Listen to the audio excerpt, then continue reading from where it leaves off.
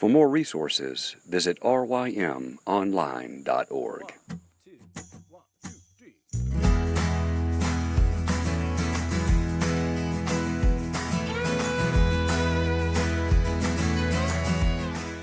The Local Youth Worker is a daily podcast that's centered on 5 questions each week. Ranging from the practical to the professional, we're looking for answers to the questions you're asking. Whether you're in full-time, part-time, or even volunteer youth ministry, this podcast is for you.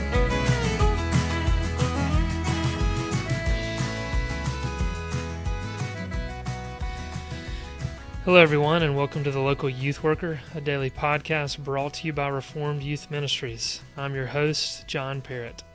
This week's guest is Collin Hansen. Collin, welcome. Oh, thanks, John. Thanks for having me. Absolutely. Collin serves as editorial director for the Gospel Coalition. He's the author and editor of several books. 2 books he authored are Blind Spots, Becoming a Courageous, Compassionate, and Commissioned Church, and Young, Restless, Reformed, A Journalist's Journey with the New Calvinist. Prior to working for TGC, he worked as an associate editor for Christianity Today magazine. Collin, why don't you tell us just a little bit about your family and where you grew up and all that good stuff? Yeah, so I grew up on a farm in South Dakota, grew up in the United Methodist Church, grew up next to my grandparents, my aunt and uncle, cousins, all that sort of stuff. My dad still farms. My mom's a preschool special ed teacher. I'm a long way away from them, though, now. I live in Birmingham, Alabama with my wife, Lauren, and my almost 3-year-old son, Carter, and a little baby girl on the way around Christmas time. So, in the middle there, spent a lot of those years in Chicago for my schooling and for my work, and a little bit of time outside of New York City and New Jersey there as well. But, happy to be making my way here in the Deep South, in the heart of Dixie. Good deal. So all this week we're breaking away from our regular format, and we'll be addressing questions centered on Collin's book, Young, Restless, Reformed. For those who are familiar with the Student Discipleship Guide that RYM produced with Josh Byers, Collin's book is featured on that list as a book students should read.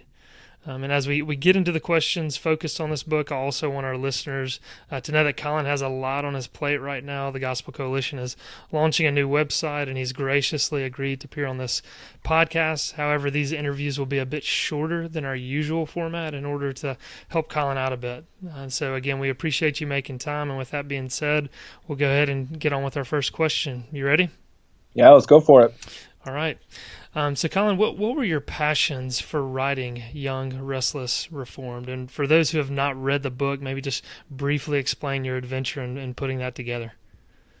Yeah, so I mentioned some of my background coming from the United Methodist Church. That wasn't really how I became a Christian, though. I became a Christian through a revival ministry for youth. I was 15 years old. I was held at a local Lutheran church. A lot of my categories of mainline or evangelical were kind of confused back then. Basically, I just knew that I wanted to be involved in a church where people really were excited and eager to follow the Lord, and and had this born again conversion experience. But by the time I got to college, I started to put some theological categories together. I was discipled in a ministry that was really strong with the church, really strong with evangelism, and also really strong with theological study. And so part of that theological study was learning a lot about Reformed theology and learning about it as this historical, biblical theology within this missional context with a heavy emphasis on the local church as well. But by the time I got to Christianity Today magazine, I realized that my experience was not everybody else's experience, just one of those things you learn as you get older. And a lot of my friends there had gone to Christian colleges, and many of them actually had become, to some degree, disenchanted with at least the faith that they had grown up with. And they were exploring different alternatives. And back during this time, we're kind of coming off the years where the church growth movement was really the biggest, or kind of almost in some ways the only show in town compared to the traditional denominational churches. But we were transitioning into a reaction against that. And one of the reactions was toward a new kind of an idea that, especially for youth, this was a huge emphasis on youth ministry back then. And I think it is still to some degree today. But essentially, people were saying in postmodernity, these truth claims of Christianity these propositional beliefs that Jesus died for sinners and he died on the cross, these don't work anymore. We need a new postmodern approach to the faith. And that meant throwing out a lot of historical Christianity. That was very confusing to me. I couldn't find any rationale for that on biblical grounds or in my experience. So I went on a search to find out if anybody else had had that kind of experience that I'd had, where they learned a lot about Reformed theology and found in that a way to understand the Bible, a way to build churches, a way to be able to evangelize in the power of God. And so I traveled around the country from Seattle to New Haven to my home base there in Chicago, down to Atlanta, and all kinds of different places in between, Washington, D.C., just talking to people, asking questions, young people who people never heard of before, famous people, Minneapolis, John Piper, spending time in his house, getting to know him personally, getting to know his family and things like that. And I just wanted to be able to understand what's happening here in the younger generation in America today.